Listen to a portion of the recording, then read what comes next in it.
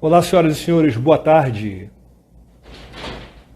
Sejam bem-vindos aqui ao Instagram da SMEC. Embora o sotaque seja carioca, é a Escola de Magistratura do Ceará. Meu querido amigo Dr. Ângelo Vettorazzi, sempre à frente de avanços tecnológicos. Sejam bem-vindos todo mundo. Teve um tchauzinho aqui da Laila. Boa tarde, Ana Bárbara, Michele. Boa tarde, Ana Celina. Boa tarde a todas vocês. Olha quanta gente está entrando. Sol, Deise. Obrigado aí, gente, pela acolhida, por estarem aqui comigo. Olha quanta gente entrando, né? Sejam todos bem-vindos, né? Nós estamos aqui à tarde, né? Todo mundo numa quarentena forçada, mas isso não quer dizer que a gente não possa aqui estudar, que a gente possa aqui discutir. Eu fico muito feliz em poder participar dessa live.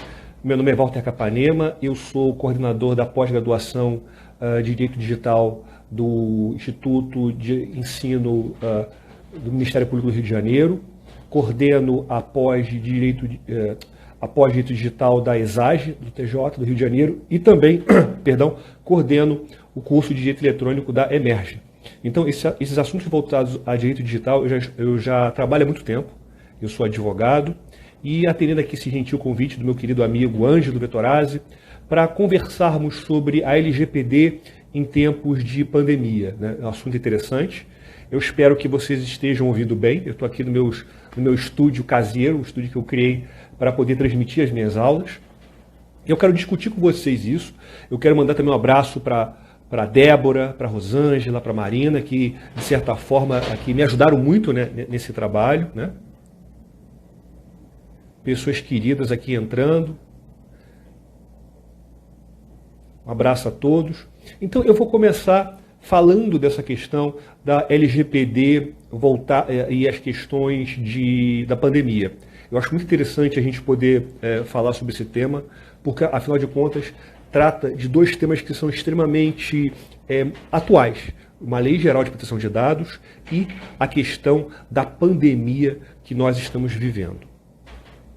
O que eu quero começar rapidinho, dando uma breve contextualização sobre o que seria a LGPD. Eu sei que a maioria, de repente, até já sabe, mas algumas pessoas não podem saber, né?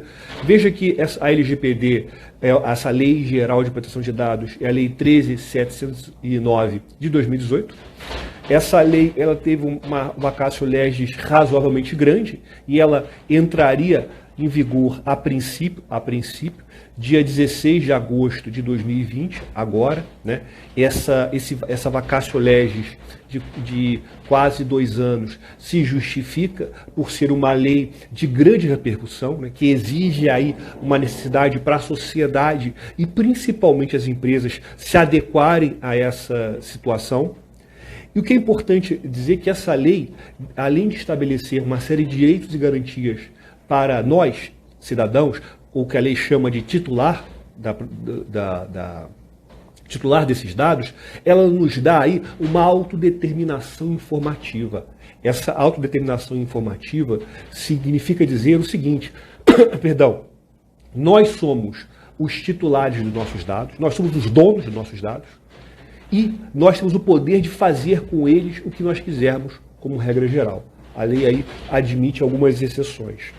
E por isso que é importante que essa lei ela esteja em vigor. Já adianto um pouquinho do meu posicionamento sobre eventuais adiamentos, que vamos também falar um pouco mais adiante.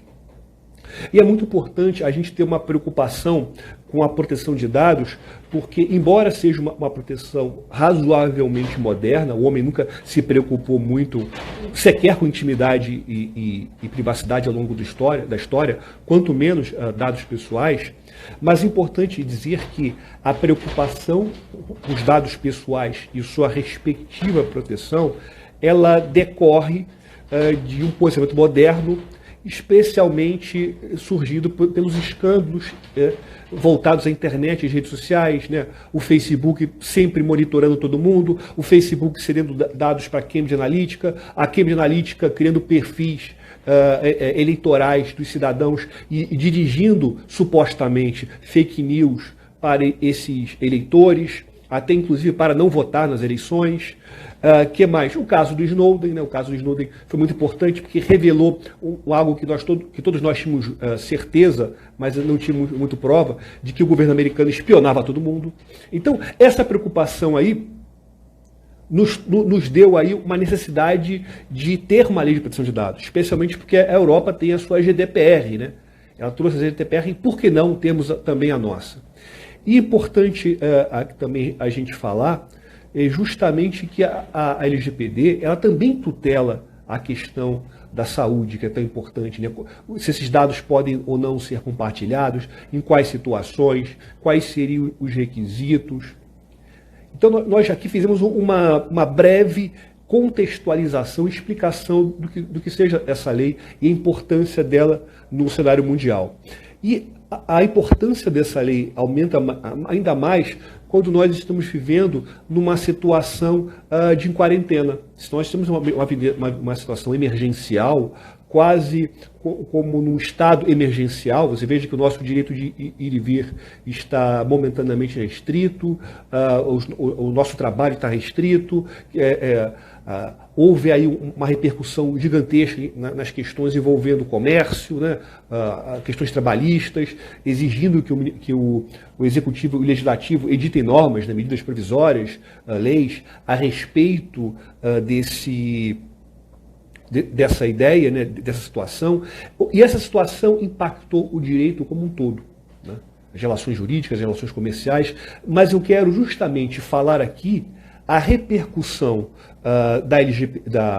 da quarentena, né, dessa pandemia do coronavírus, especificamente na questão da LGPD.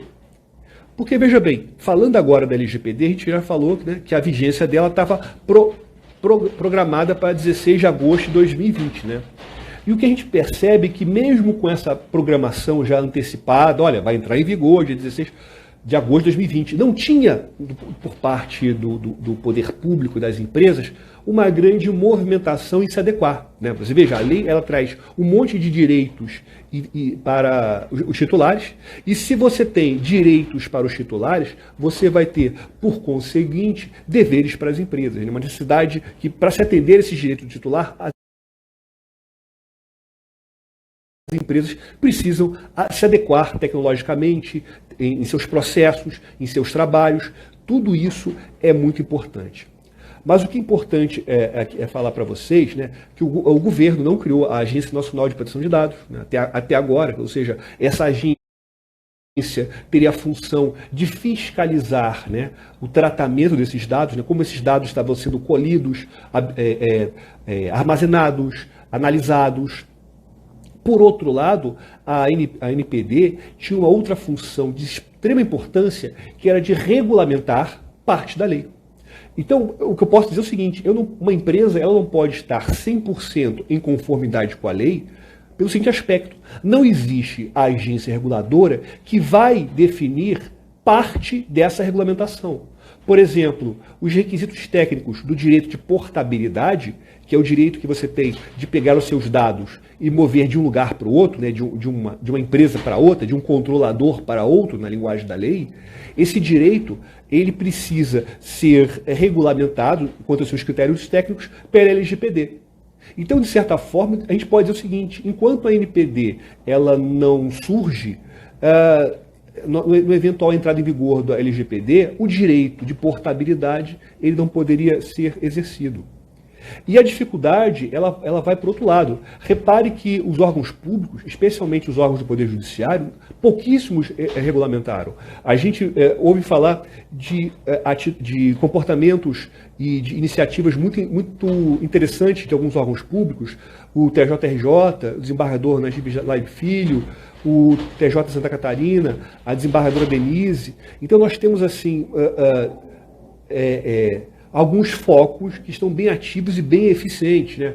São Paulo, lá o meu querido amigo Fernando Tasso também trabalhando ativamente.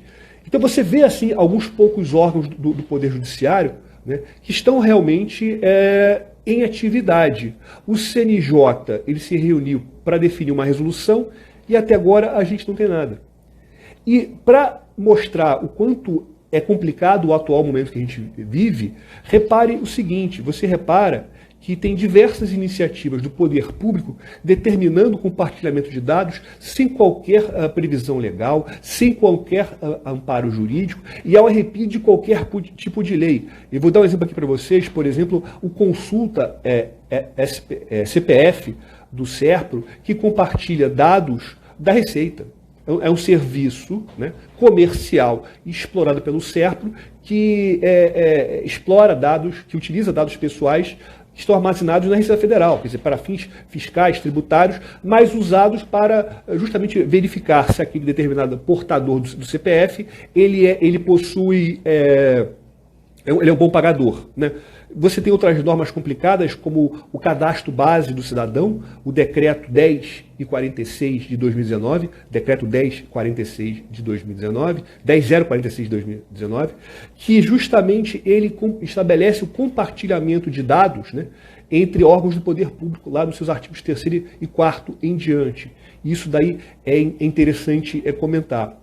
Mas veja, então, antes de termos uma LGPD, a gente percebeu o quanto os nossos direitos estão sendo violados. E a situação fica mais complicada. É o seguinte, se você tem uma pandemia mundial que está determinando que as empresas muitas vezes tenham que parar, tenham que ficar paralisadas, ou então tenham que atuar no regime de emergência e de até economia, obrigado aí, Flávio, surgiu aí o PL 1179 de 2020, né, até quem fez essa compilação foi o nosso amigo Fabrício Mota, lá de Brasília, que ele estabeleceu aí o regime jurídico emergencial e transitório. Né? Esse regime jurídico ele tem aí diversas normas, algumas que eu entendo de constitucionalidade duvidosa, como por exemplo, se me falha a memória, a proibição de despejo. Né? Eu entendo que isso afeta aí o direito à propriedade, mas, né, eu acho até que ele tirou isso de pauta, mas o que é interessante, né, e triste aqui no nosso cenário é justamente o seguinte, né, dentre outras mudanças que essa lei propõe nas relações jurídicas e em outras leis, ela determina aí uma prorrogação, né, para que a LGPD não entre em vigor não mais em 16 de agosto, mas 6 meses depois, em 1º de janeiro de 2021. Então a lei vai entrar em vigor 1º de janeiro de 2021 e a parte relativa às sanções a partir de 1º de agosto de 2021. Ou seja, vamos aí, de certa forma, prorrogar a lei em mais um ano. A lei só vai ter efetivamente o seu modo impositivo, né, por causa das sanções, quase que um ano depois, né, do que se originalmente planejou. Isso é muito sério e é muito complicado por várias maneiras. Até é compreensível a gente imaginar que as empresas vão ter dificuldades, né, de continuar o seu compliance, né, a sua adequação ao LGPD, nesse atual estado de coisas. Mas veja bem, as empresas que já estão em compliance, já estão fazendo essa atividade, já estão há bastante tempo. Então, não vai ser a quarentena que vai atrapalhar. A leitura que eu faço dessa medida, eu acho o seguinte, essa medida para mim é uma medida que vai... Eu não sei se eu posso usar uma expressão muito polêmica, senão o meu amigo Ângelo nunca vai me convidar. Mas eu diria que é muito controvertido, eu acho muito polêmico. Eu vou sair diplomaticamente. Eu acho muito polêmico, não concordo, eu acho errado, pelo seguinte aspecto. Me parece que é uma desculpa para se prorrogar, tendo em vista que grande parte das empresas, e especialmente os órgãos públicos, não estão se adequando à LGPD. Olha, gente, já que a gente não vai dar tempo, vamos tentar um projeto de lei aí para aproveitar essa situação e, com isso, prorrogar a lei. Eu acho isso, gente, muito sério, muito sério. A Edmir mandou uma pergunta aqui, né? Mas, professor Walter, e sobre a NPD? Sem esse órgão, não adianta prorrogação. O que o senhor acha?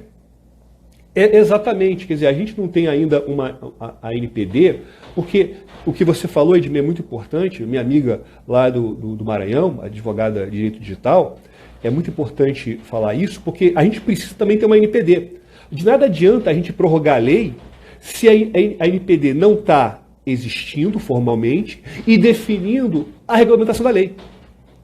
Não adianta o que você falou até tem um pouco a ver com o que eu falei, não adianta você prorrogar a lei se justamente as normas de regulamentação da LGPD não estão em vigor. Não tem uma NPD para traçar isso, né? Mas essas que não estavam preocupadas em se enquadrar, só se preocuparão no momento que houver as penalidades. Pergunta aqui, comentário da Nath Zanini. Olha, eu concordo, porque na realidade as pessoas, muitas vezes, elas vão seguir a lei pela dor. Olha, eu só vou seguir a LGPD se tiver uma sanção. Se tiver sanção, não vale a pena, né? Muita gente acaba sendo instada a se adequar a uma lei com base na penalidade. Inclusive, até eu faço talvez uma crítica aos meus colegas, que normalmente quando eles anunciam ou avisam do importante da LGPD, eles falam da multa. Olha, você pode sofrer uma multa de até 50 milhões de reais por incidente. O seu comércio pode acabar. Eu não gosto de usar o medo, a incerteza e a dúvida para o convencimento. Eu não gosto de convencer, ainda mais juridicamente, com base na paixão. Eu acho que tem que ser tudo na razoabilidade, na razão. E por isso, a melhor forma de você convencer uma empresa a se adequar à LGPD é mostrar o quanto ela pode ganhar na sua reputação, no respeito pelo cliente, né? Do cliente saber justamente que essa empresa está agindo de boa fé. Não é isso?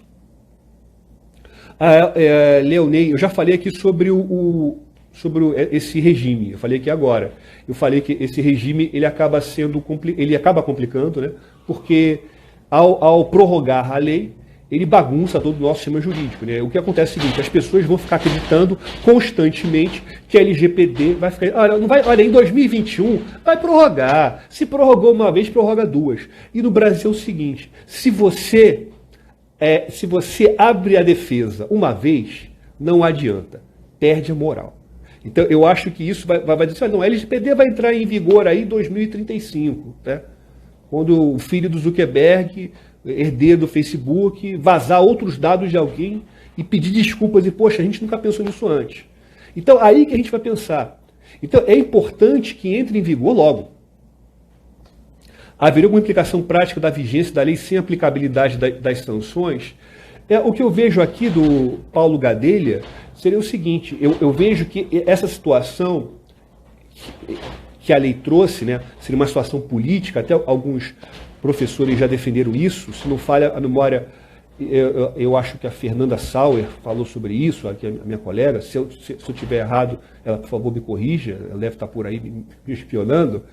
O que eu acho importante em relação a essa pergunta é o seguinte, é que seria como se fosse uma fase de adequação, de acomodamento. Olha, a lei entrou em vigor, vamos ver como vai acontecer aqui, vamos ver o que vai dar, vamos ver como é que as empresas estão indo. A NPD, ela ficaria numa atuação mais assim, consultiva, recomendativa, né? Ela ficaria recomendando, olha, você deve fazer isso, isso, isso. Eu acho que essa fiscalização teria aí um viés de recomendação. E aí, deu 1º de agosto de 2021, a coisa fica séria.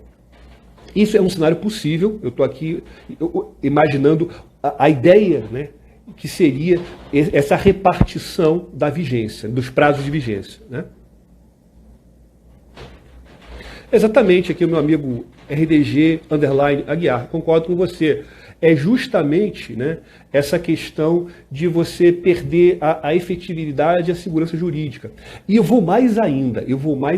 Olha só, pensa o seguinte, enquanto você não tiver uma LGPD atuante, valendo, você vai ter uma falta de regulamentação efetiva e completa dos nossos dados pessoais. O que nós temos até agora são regulamentações setoriais estanques, né? Você tem uma regulamentação do CDC, Código Civil, regulamentação algumas leis sobre consumidor, regulamentação do Marco Civil, mas são coisas muito específicas. Então, eu diria que uma grande parte dos nossos dados pessoais não tem uma proteção jurídica. E com isso eu posso afirmar para vocês, porque eu já ouvi de pessoas ligadas à área do marketing me dizendo isso, que está tendo agora uma corrida de ouro aos dados pessoais. Empresas públicas, órgãos públicos, vendendo seus cadastros para as empresas privadas, e essas empresas privadas revendendo esses dados, justamente aproveitando essa área cinzenta da LGPD, essa falta de efetividade da lei. Exatamente, minha amiga Bruninha Bastos, né? Exatamente isso. Como a gente não tem aqui ainda a lei em vigor, a gente não tem aqui como garantir a proteção de dados em relações jurídicas internacionais, né? Se de repente dados de uma empresa da União Europeia que vai ser transferida para o Brasil, como uma empresa brasileira vai garantir, né, um compliance com um regime de proteção de dados se a LGPD não está vigente, né?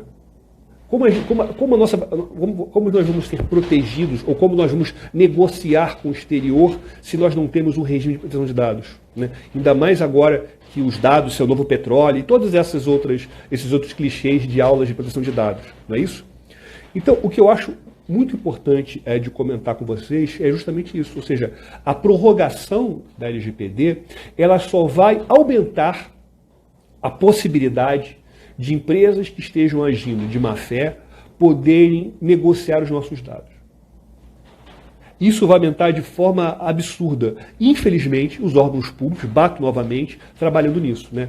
Quando você vê, por exemplo, órgãos públicos hospedando seus dados em nuvens de empresas americanas. Não dá conta das empresas americanas, tanto que a nossa live está sendo por uma empresa americana.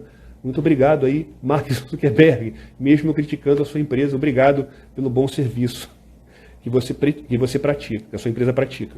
Mas o que eu quero dizer aqui para vocês é justamente o seguinte, né? Se você hospeda dados em nuvens dos Estados Unidos, de empresas americanas, pela aquela Cloud Act, né, aquela lei da nuvem, né, pode ocorrer uma transferência desses dados à requisição do governo americano. Então isso só nos torna ainda mais desprotegidos, né, em relações jurídicas internacionais.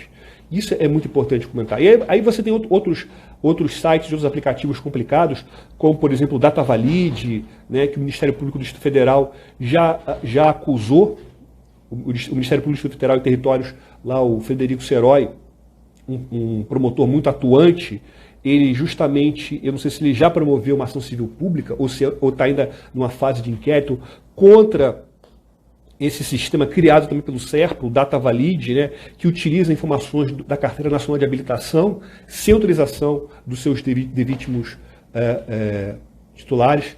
Edmir, eu não vou criticar, eu estou elogiando aqui, o Facebook, Instagram e um pouquinho o WhatsApp. Mas ainda assim, as minhas críticas são puramente acadêmicas.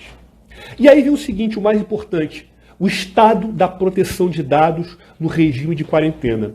E eu quero me focar aqui em duas situações que são muito importantes, né? Eu acho que o meu prazo aqui vai até...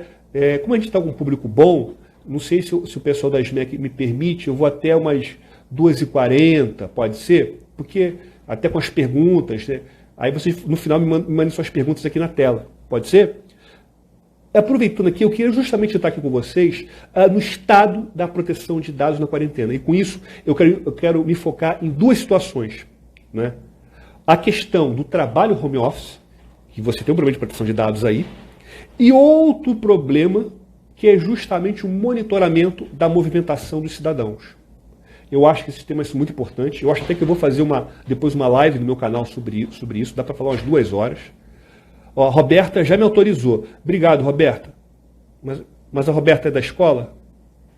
Roberta, então se alguém for da escola puder confirmar. A Marina confirmou. Obrigado, Marina. Obrigado pela gentileza. Obrigado aí, meu amigo Ângelo. Então, olha só. Todo mundo agora, por causa da quarentena, ou quase todo mundo, teve que ir para casa forçadamente e trabalhar no regime de home office. A grande pergunta é, o que a empresa fez o que as suas empresas fizeram para estabelecer esse regime emergencial?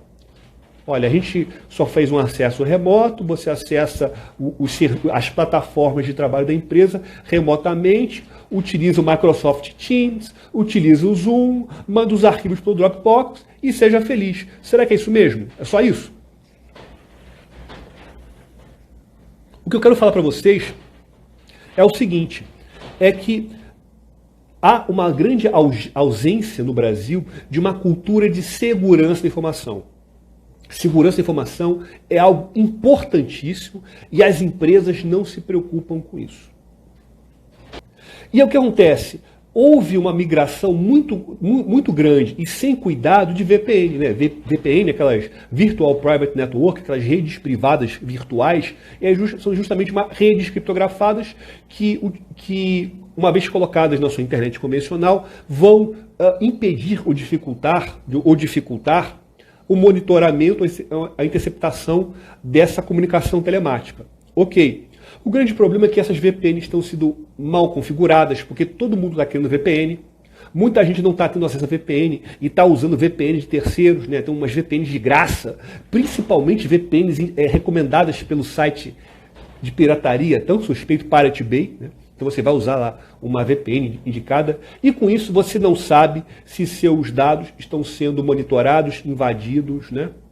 Se o acesso... A pergunta da Érica é lá do TJ da Bahia. Érica, se o acesso remoto pela VPN é seguro? Olha, eu não posso botar a mão na segurança por nada, né? Assim, até porque a segurança da VPN depende muito de quem configura. Mas uma VPN bem configurada, sim, ela pode ser segura. Não é porque você está usando uma VPN que eu posso já dizer, opa, está seguro, Deus te abençoe. Mas você precisa ter uma VPN muito bem programada, bem colocada e bem configurada. O grande problema, gente, é o seguinte, as pessoas utilizam programas piratas, as pessoas não sabem configurar os programas, as pessoas usam a mesma senha para tudo, clicam nos links do WhatsApp. Então, essa cultura de segurança da informação não é uma cultura que está bem introjetada nas empresas, porque de nada você adianta você comprar antivírus, comprar... criptografia, comprar VPN, mandar alguém fazer uma palestra de segurança da informação na empresa e todo mundo fica impressionado, se você não estabelece na empresa uma cultura de segurança da informática. Aqui um abraço aqui para a Débora, um abraço para a Fernanda. Fernanda, falei de você, mas eu falei bem, tá? Minha amiga Débora lá da SMEC, minha amiga Fernanda lá do IAB e também da Comissão de Proteção de Dados. Então, gente, de repente, alguém pelo nickname aqui, não vou guardar, mas desculpa se eu também sou velho. Mas aí vem outra coisa polêmica que eu quero comentar aqui com vocês. O aplicativo Zoom virou uma febre ou virou um castigo da humanidade, reunião em Zoom. Eu não aguento mais reunião em Zoom. E não aguentava antes de virar moda. Interessante dizer sobre isso, que o Zoom... É um aplicativo interessante, moderno e tal. Eu vou falar mal dele mais adiante, mas é um aplicativo interessante que antes da pandemia ele tinha 10 milhões de usuários. Depois da pandemia aumentou para 200. Veja, antes 10 milhões, depois 200 milhões de usuários. Qual é o problema do Zoom? O Zoom está tendo constantes falhas de segurança. Falha de segurança. E detalhe, esse tipo de falha de segurança não é de agora, não. Muito antes de virar moda, até mesmo quem me segue no Instagram aqui, @WalterCapanema, faço aqui o meu merchan, eu já adiantava esses problemas. Então, o Zoom ele tem grandes falhas de segurança que não têm sido corrigidas, né? Falhas de segurança que inclusive foram notificadas por autoridades públicas e o Zoom nem aí para isso, continua tocando o barco. Então, eu peguei aqui um caso de uma falha de segurança que era o seguinte, bastava alguém numa conversa mandar uma URL, um endereço para alguém. Todo mundo aqui da SMEC presente, gente. Obrigado pela participação. Então, bastava um criminoso mandar uma URL para você, vítima, se você clicasse nessa URL, o seu Zoom e seu Windows mandavam para essa pessoa o login e a senha do seu computador. Isso é uma falha de segurança que não foi corrigida ainda. Se o do TJ lá do Ceará é seguro. Aí tem que perguntar para o pessoal de lá. Isso aí eu não sou a pessoa mais indicada. Eu acho que alguém aí pode ajudar. Meu amigo Yuri aí presente, grande Yuri, né? Antivírus, Trend Micro, Kaspersky, McAfee, todas essas... o que é melhor é você usar o antivírus pago, porque o antivírus pago ele se atualiza com mais rapidez do que o antivírus gratuito. Ele tem mais outros requisitos, né? Agora, o problema do Zoom, além desse problema, é o seguinte, tem um tipo de ataque. Esse ataque ele foi noticiado pelo Brian Krebs. O Brian Krebs talvez ele tenha o melhor site de divulgação sobre cybercrimes e ataques de segurança, de informação, que é o krebsonsecurity.com. E lá ele falou que tem até um ataque chamado Zoom Bomb, que é você ficar... porque o que acontece?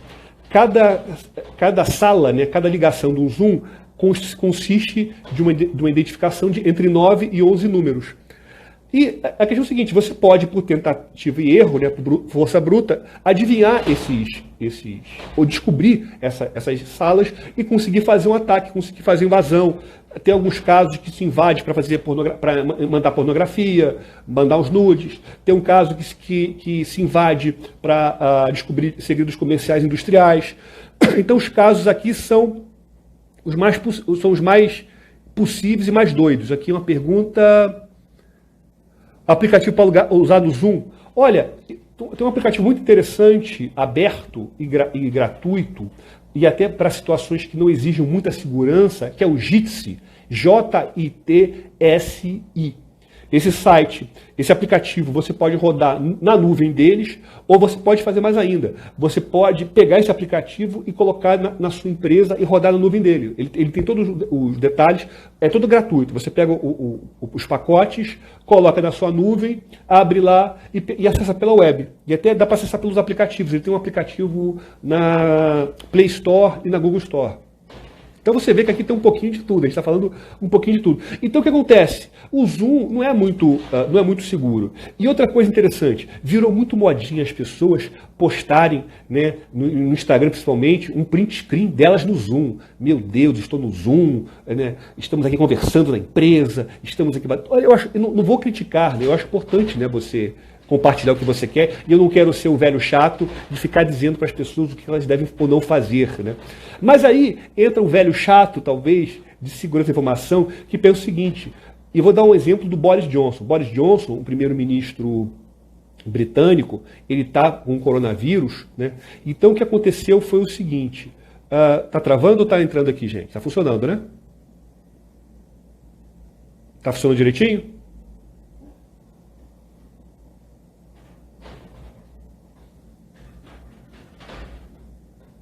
Aqui minha internet está tranquila. Tá funcionando? Tá normal, né? Aqui que susto, gente. Obrigado aí. Até a internet aqui tá importante. Então, a pessoa tá se manifestando febrilmente. Ótimo. Mas o que eu queria dizer para vocês, o Boris Johnson, primeiro-ministro britânico, ele printou no Twitter ou no Facebook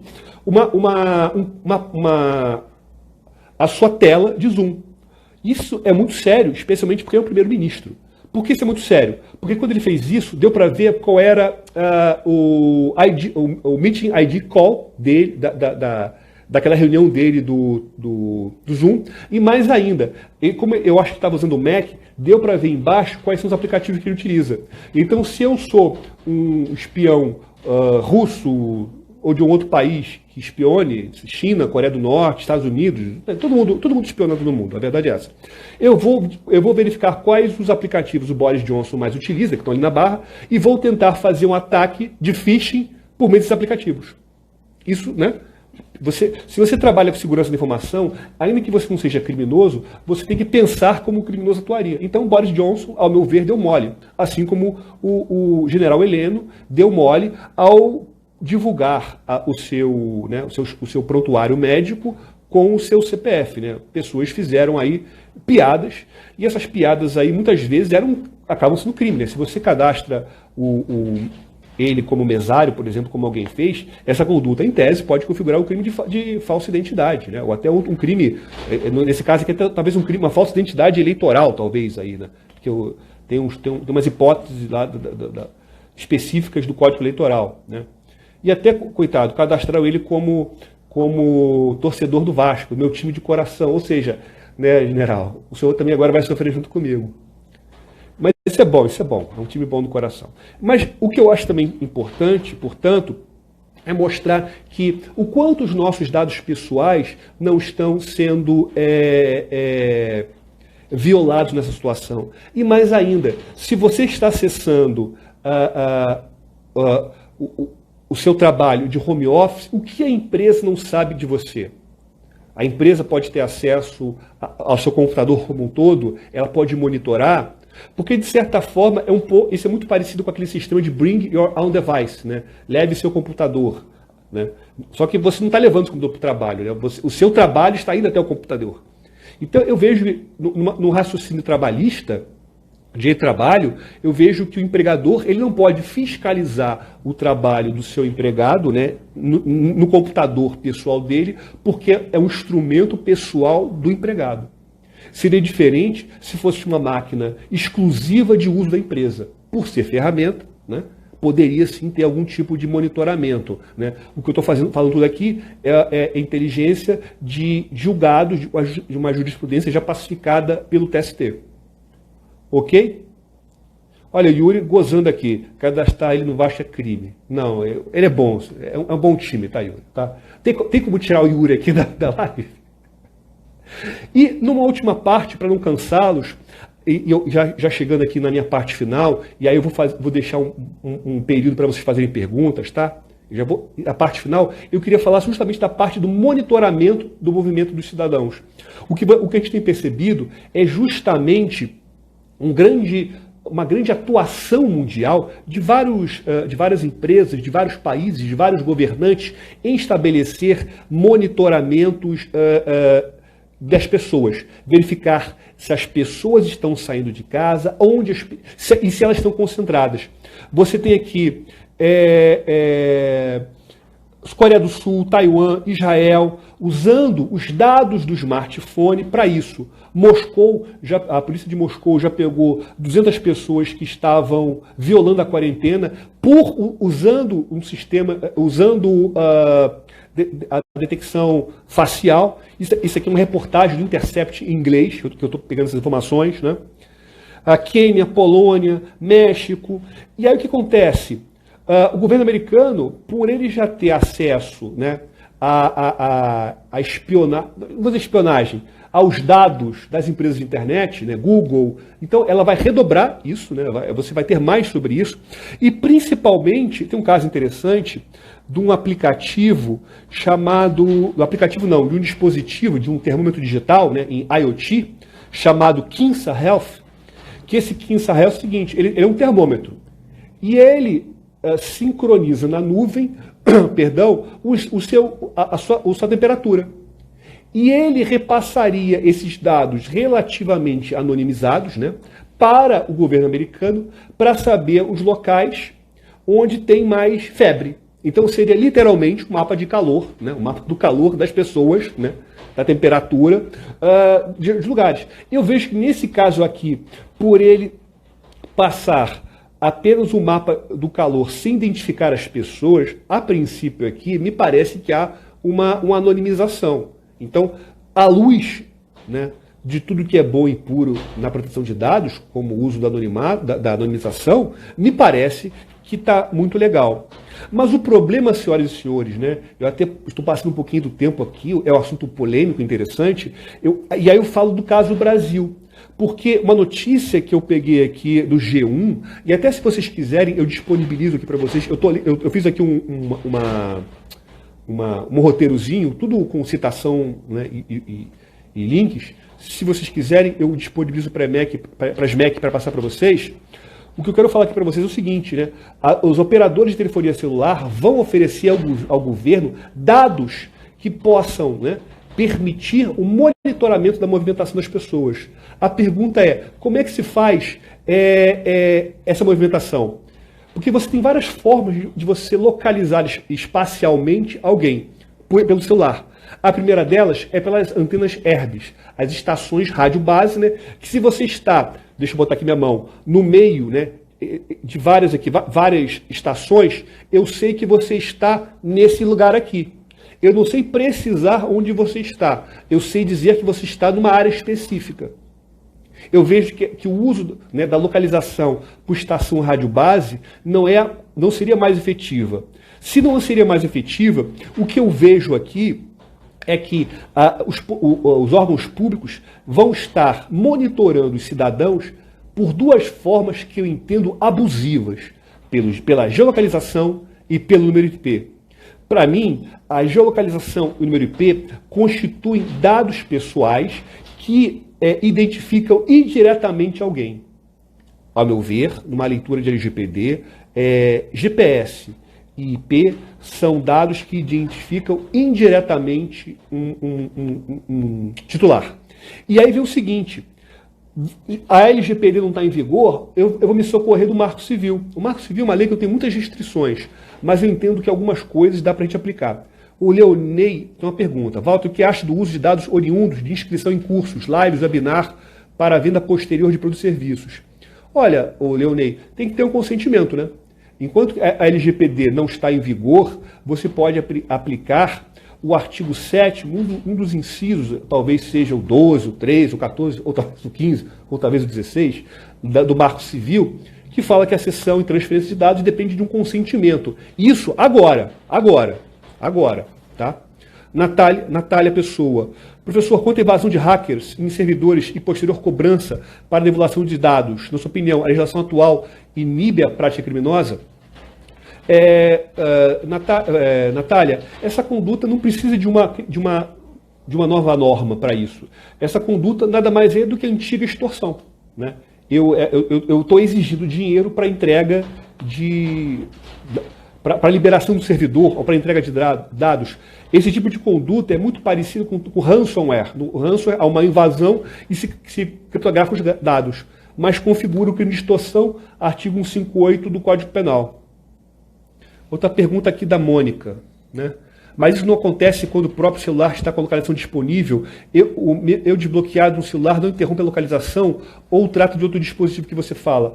Olha, Mônica, celulares da Android, se me faria maneira, com o sistema do Google, portanto, eles têm outras formas de verificar isso.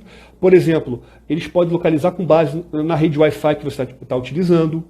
E aí, uma dica do meu querido amigo Ferdinando Cerejo, juiz lá do Maranhão, é uma das pessoas que mais entende de tecnologia aqui no direito. Vai no site wiggle.net, né? Wiggle, WIGLE.net. Ele tem um banco de dados das redes Wi-Fi do Brasil todo, não todas. Mas se eu sei que você está ligado na rede Wi-Fi Casa da Vovó RJ, eu sei basicamente a sua aproximação. Eu sei mais ou menos onde você está. Então, com isso, eu posso ter uma localização, ainda que muito aproximada de você. O que eu entendo aqui, gente, é o seguinte. Eu entendo que esse tipo de atividade, se não utiliza o GPS, se não utiliza a rede Wi-Fi, vai utilizar o número IP.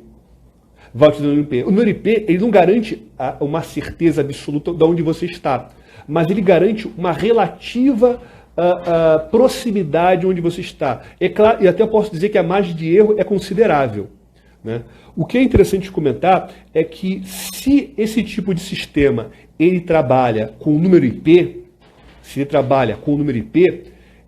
esse tipo de atividade é legal.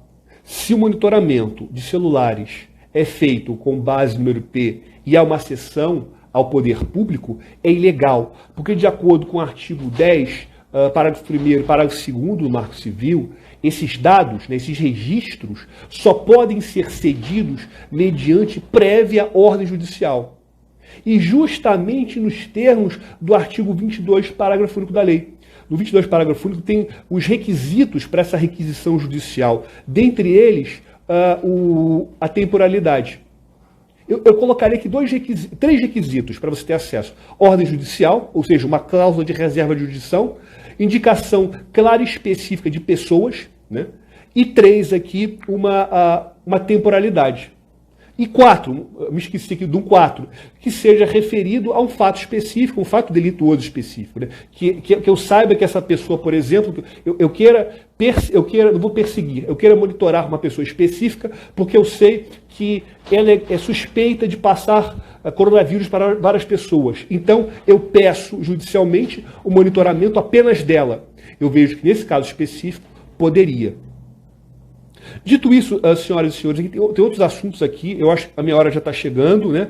O que se recomenda, assim, é que se vai ser feito algum tipo de monitoramento, que esse monitoramento seja de acordo com a lei, que esse monitoramento não afete dados pessoais, e que não é porque nós estamos vivendo no regime temporário de pandemia, que os poderes públicos podem agir de qualquer maneira. Os fins não justificam os meios e estamos vivendo ainda no Estado de Direito. Gente, suas perguntas aí. Né? Propaganda, se a calamidade não seria uma exceção. Mas veja, Edmir, eu acho que exceção, aonde está prevista a exceção? Não é porque nós vivemos uma situação excepcional de que os direitos e garantias vão ser suspensos. Né? Você veja que até num estado de exceção, lá na Constituição, os direitos e garantias permanecem. É claro que algumas restrições, né? Eu não me lembro muito bem de algumas, a liberdade de reunião fica restrita, né? Alguma coisa nesse sentido, mas você não pode ter, numa situação de quarentena, organizacionalmente seria menos restritiva do que um estado de exceção, você ter situações que diminuam a liberdade das pessoas, violando seus dados pessoais. Marinas liberou 15 minutos de pergunta. Então vamos lá, gente. Perguntas. Aqui é ao vivo. Vocês mandam a pergunta, eu respondo. Né? Então, veja aqui, olha que outra coisa interessante, quando você pensa na pergunta.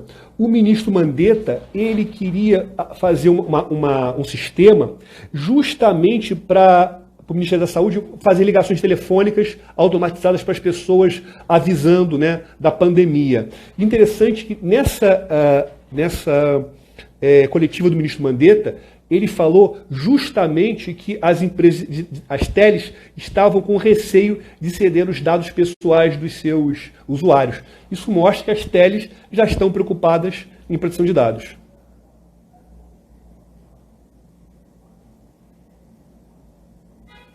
Se ele seria pergunta da Rebeca, minha querida aluna. Rebeca, se o IP é um dado pessoal sensível, eu entendo que não.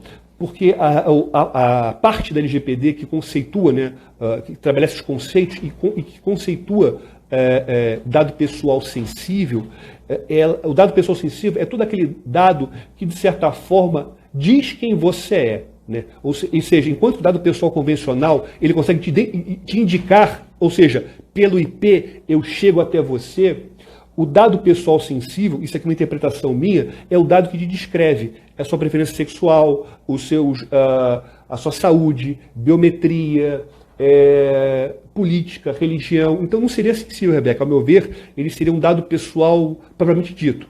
Ou seja, a proteção que a lei estabelece é um pouco menor. E essa proteção, em grande parte, ela é regida pelo Marco Civil e pelo decreto que regulamenta o Marco Civil, o decreto 8771 de 2016.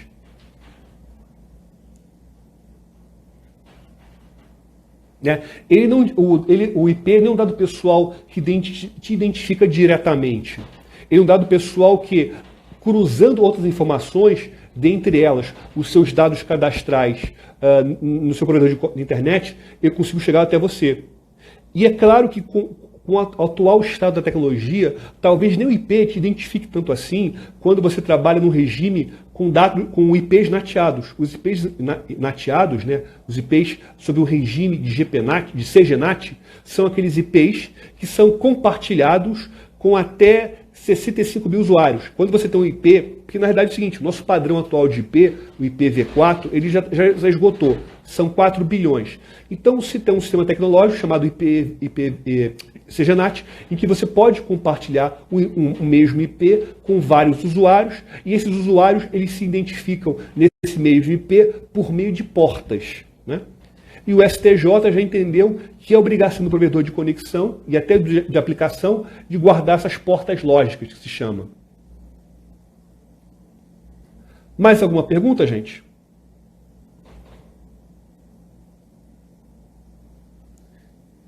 Mais alguma pergunta aqui? Tudo certinho? Gente, então eu vou me despedir. Eu quero agradecer a todo mundo.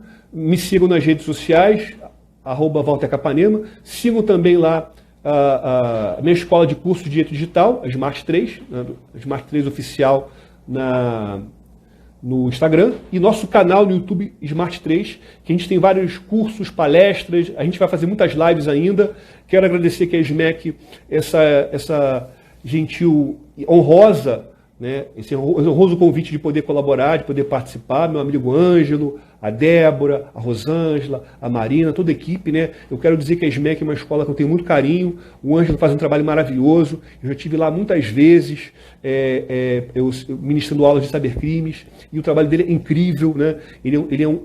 Além de ser um juiz, ele é um educador muito atento às modernidades, à tecnologia, e o fato de eu estar aqui conversando com vocês mostra o quanto ele está à frente ao tempo.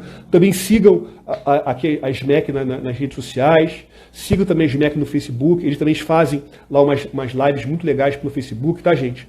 Muito obrigado, um grande abraço, fiquem com Deus, não usem o Zoom, hein? Não usem o Zoom. Grande abraço.